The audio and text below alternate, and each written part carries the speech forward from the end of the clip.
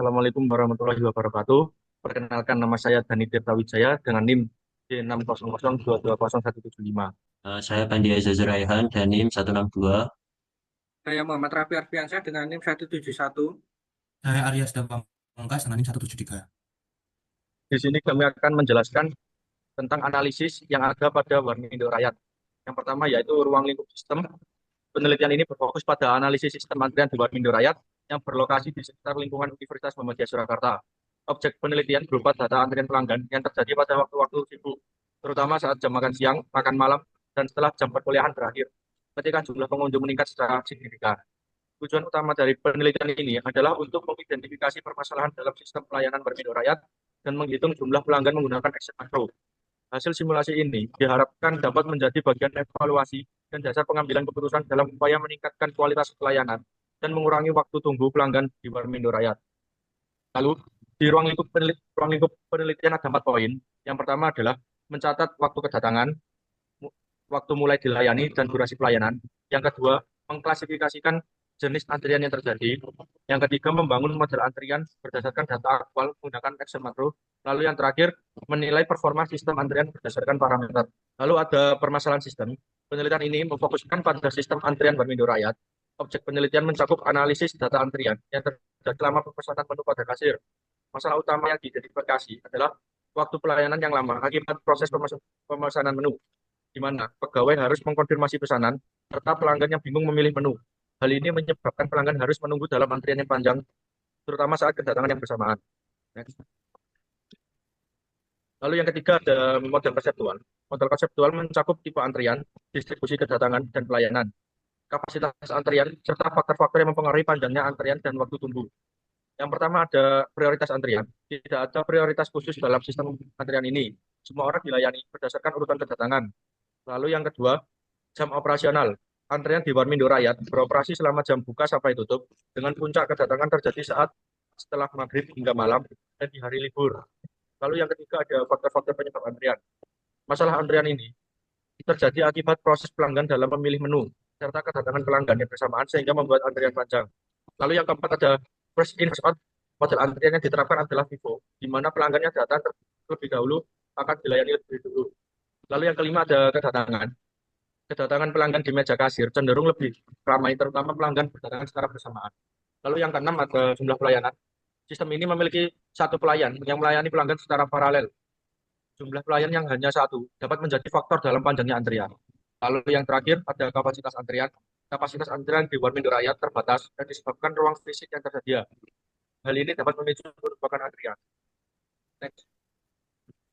Lalu ada proses pelayanan pada kasir Burjo Warmindo Rakyat. Diawali saat pelanggan datang menuju kasir, kemudian melakukan pemilihan menu. Setelah pelanggan memilih menu, pegawai kasir konfirmasi pesanan pesan.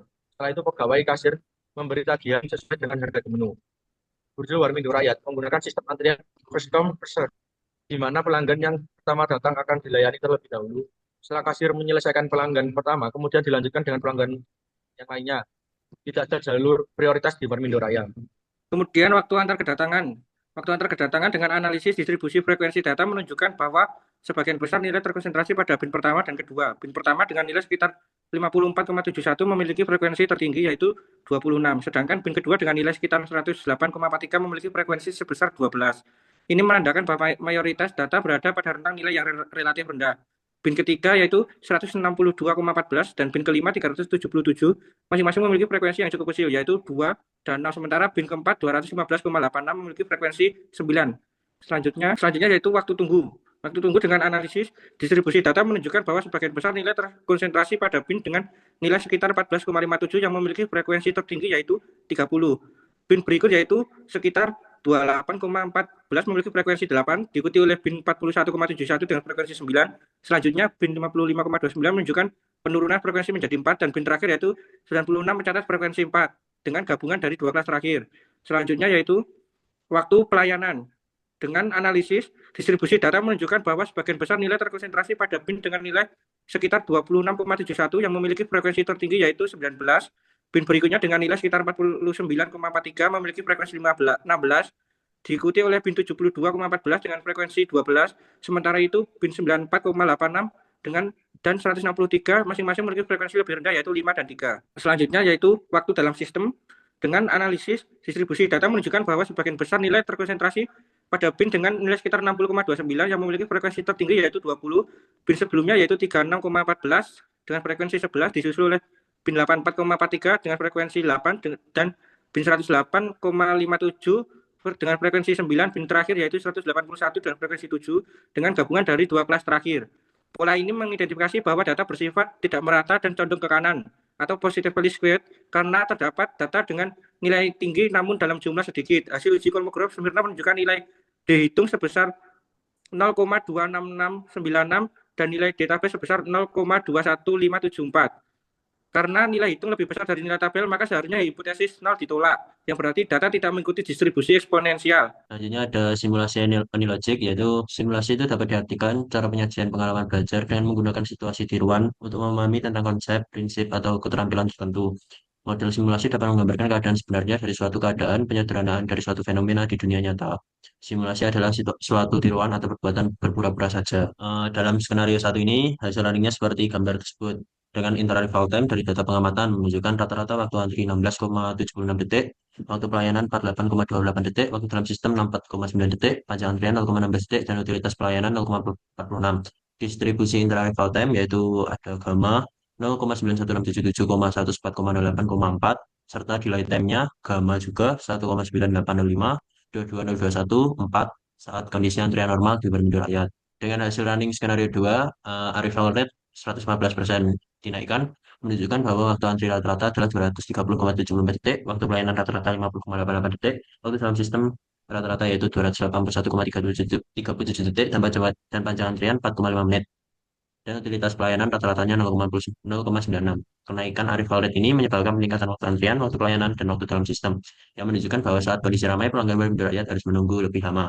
Nah, skenario 3, running dari skenario 3 dengan waktu pelayanan diturunkan menunjukkan rata-rata waktu antri 14,56 detik, waktu pelayanan 47,18 detik, waktu dalam sistem 61,75 detik, dan utilitas pelayanan 0,45 detik. Data ini menggunakan interval time aktual dan delay time gamma 1,9605,22,0,21,4. Validasi dengan rumus seperti tersebut, data tersebut dinyatakan valid karena hasil perhitungan menyatakan bahwa rata waktu tunggu, waktu pelayanan, dan waktu dalam sistem kurang dari 5%. Pada validasi HO rata-rata waktu pelayanan sistem aktual sama dengan rata-rata waktu pelayanan pada sistem simulasi, dan H1 rata-rata waktu pelayanan sistem aktual sama dengan rata-rata waktu pelayanan pada sistem simulasi. Pada output Minitab kurva T hitung bernilai 0,52 di mana T hitung lebih kecil daripada T kritis yaitu 2,66 sehingga T hitung berada di daerah penerimaan H0. Pada output software SPS SUJT diketahui nilai sig-to-tail adalah sebesar 0,610 dan T hitung sebesar negatif 0,515. Karena nilai sig-to-tailnya lebih kecil daripada 0,05 maka disimpulkan bahwa HO diterima. Pada simulasi menggunakan AnLogic menunjukkan hasil yang sedikit lebih tinggi untuk waktu antrian, waktu dalam sistem, dan panjang antrian dibandingkan dengan perhitungan manual. Ini menunjukkan bahwa simulasi bisa memberikan gambaran yang lebih komprehensif dan realistis tentang kinerja sistem antrian.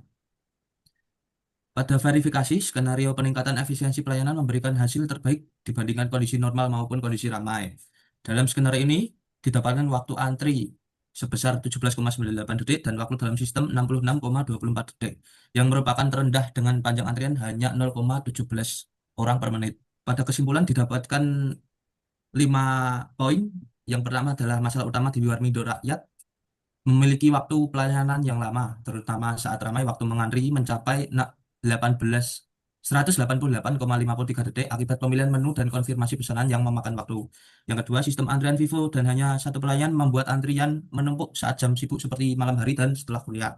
Yang ketiga, distribusi waktu antri dan pelayanan menunjukkan kecenderungan ke kanan, mayoritas pelanggan menunggu singkat. Yang keempat, validasi simulasi dengan analogi menunjukkan hasil mendekati kenyataan dengan waktu pelayanan aktual 46,27 detik dan T hitung 0,52 lebih kecil daripada T kritis 2,66 sehingga valid. Yang kelima, skenario efisiensi terbukti paling optimal dengan waktu antri 17,98 detik, waktu dalam sistem 66,24 detik, dan panjang antrian 0,17 orang per menit, serta utilitas 46,33%. Sekian dari kelompok 1. Jika ada salah kata mohon dimaafkan. Wassalamualaikum warahmatullahi wabarakatuh.